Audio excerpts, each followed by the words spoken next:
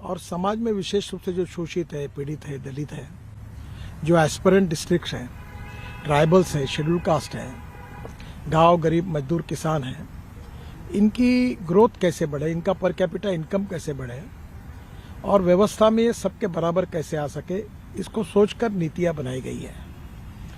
जहां तक इंफ्रास्ट्रक्चर की बात है, मुझे बहुत खुशी है कि इसमें नए एडिशनल राष्ट्रीय महामार्ग का घोषणा होगी, जो निर्माण होंगे।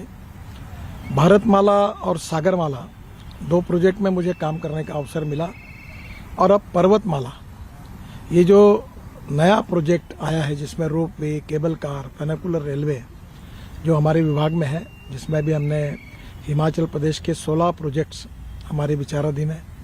इसी साल हम 8 प्रोजेक्ट शुरू करेंगे और बड़े प्रमाण पर पहाड़ी क्षेत्र में है। इसके कारण ट्रांसपोर्ट की सुविधा होगी और ये ट्रांसपोर्ट पोल्यूशन फ्री होगा।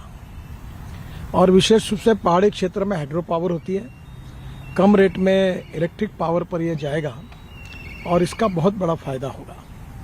इंफ्रास्ट्रक्चर बढ़ने के कारण रोजगार निर्माण होंगे, नए भारत का निर्माण होगा और एक प्रकार से जब तक इंफ्रास्ट्रक्चर डेवलपमेंट नहीं होती तब तक एम्प्लॉयमेंट पोटेंशियल खड़ा नहीं होता।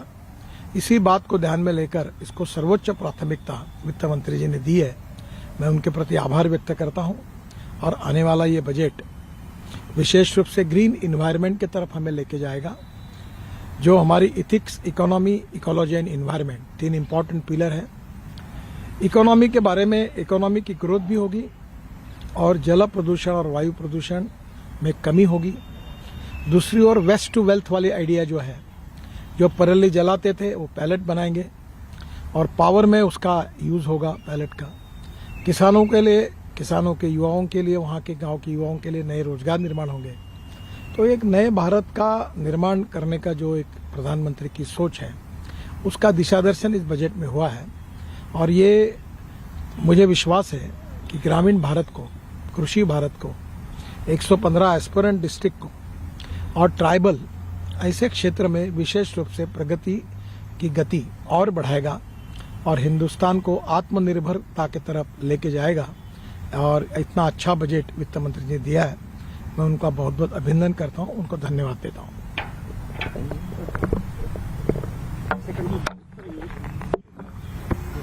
This is very important budget towards India marching towards 21st century. Exactly the vision of 21st century, the economic vision and priority has already decided by this budget. The highest आता सुद्धा पहिल्यापेक्षा जास्त रोकडच व्यवहार होत आहेत। या सगळ्या गोष्टी त्यात आता या निवडणुका आलेल्या आहेत, त्यांच्या यूपीमध्ये आहे, पंजाबमध्ये आहेत, गोव्यात आहेत, त्या दृष्टीने त्यांनी प्रयत्न केलेला आहे। परंतु आता जे आहे मागच्या एवढ्या वर्षामध्ये काय हा सगळा भ्रमाचा भोपळा जो आहे फुटलेला आहे आणि त्याच्यामुळे